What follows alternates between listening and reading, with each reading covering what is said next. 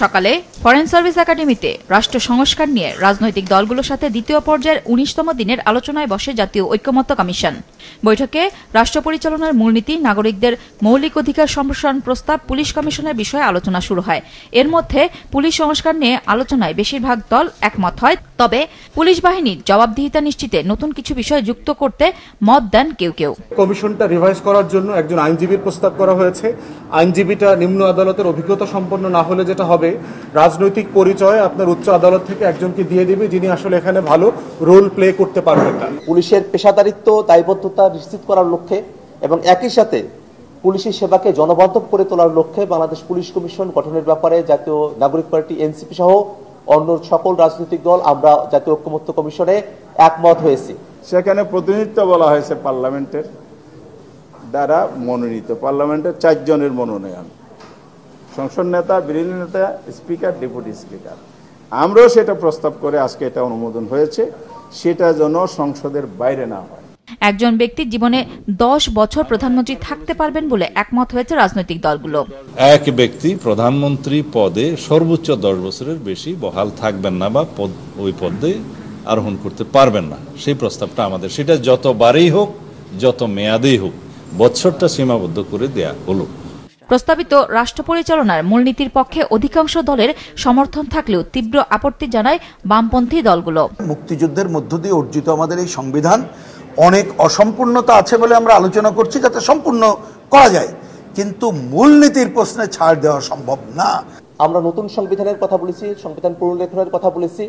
সেই সংবিধানে পূর্বেকার যে 72-এর সংবিধানের মূলনীতি, সেই মূলনীতিগুলো বাদ দিয়ে সাম্য, মানবিক মর্যাদা, সামাজিক সুবিচার, যার ভিত্তিতেই আমরা মুক্তিযুদ্ধে সামিল হয়েছিলাম, এর সাথে গণতন্ত্র এবং একই সাথে ধর্মীয় স্বাধীনতা এবং সম্প্রীতি, এই বিষয়গুলোকে যুক্ত করে সংবিধানের মূলনীতি ঠিক করা যেতে পারে। অধিকাংশ দলই আল্লাহর প্রতি পূর্ণ আস্থা এবং বিশ্বাস,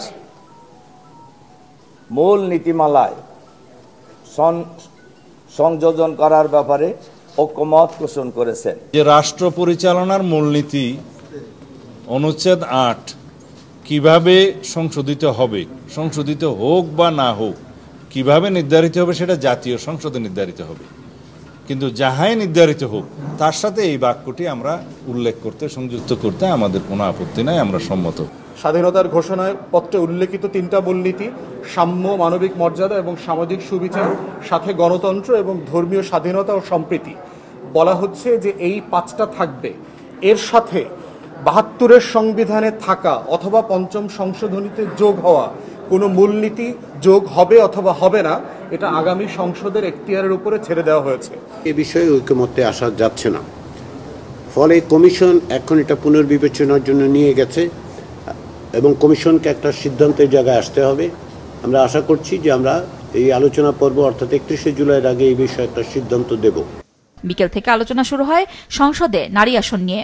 যারা নারীকে সত্যি সত্যি নারী অধিকার মুক্তি নিশ্চিত করতে চান, ক্ষমতায়ন করতে চান, উপযুক্ত প্রতিনিধিত্ব নিশ্চিত করতে চান, সুতরাং তারা নারীর কিভাবে প্রতিনিধিত্ব বাড়ানো যায় এ ব্যাপারে একটা যৌক্তিক জায়গায় তারা আসতে পারবেন। এই আগামী জাতীয় সংসদ মানে আসন্ন জাতীয় সংসদ নির্বাচনে যেহেতু তার আগে সংবিধান সংশোধিত হচ্ছে না, এই নির্বাচনের জন্য একটা জেন্টলম্যান এগ্রিমেন্ট হিসেবে সবার ঐকমতের ভিত্তিতে আমরা ওই 300 আসনের যেটা সরাসরি নির্বাচনের জন্য আছে, সেই জায়গায় যদিও নারী পুরুষ সবার জন্য উন্মুক্ত, সেখানে আমরা একটা বিধান মৌখিকভাবে এগ্রিড হয়ে আনতে চাচ্ছি যে এইবার যেই দল 300 আসনে মনোনয়ন দেবে তারা কমপক্ষে 5% সরাসরি মহিলাদেরকে মনোনয়ন দেবে সরাসরি আসনে প্রতিদ্বন্দ্বিতা করার জন্য। এটার জন্য সংবিধান সংশোধন লাগছে না। জুলাই সনদের খসড়া প্রস্তুত হয়েছে জানিয়ে কমিশনের সহসভাপতি ডক্টর আলী রিয়াজ বলেন, আগামীকালের মধ্যে সবকটি রাজনৈতিক দলের কাছে তা পাঠানো হবে। মৌলিক কোনো আপত্তি ওঠে তাহলে আমরা সরে আনবো, না হলে আনবো না। এগুলো আলাদা আলাদাভাবে আপনারা আপনাদের পক্ষ থেকে যদি মতামত দেন সেগুলিকে সন্নিবেশিত করেই আমরা শেষ ফাইনাল চূড়ান্ত সনদের প্রাথমিক যে বক্তব্যগুলো সেগুলো এর মধ্যে একটি পটভূমি থাকবে, প্রক্রিয়াটা থাকবে এবং কমিটমেন্টের জায়গাগুলো সেগুলো থাকবে। দলগুলোর মতামত দিলে আগামী 3 দিনের মধ্যে আলোচনা শেষ করতে চায় কমিশন। নুরুন নাহার উইলি, মাছরাঙা সংবাদ, ঢাকা।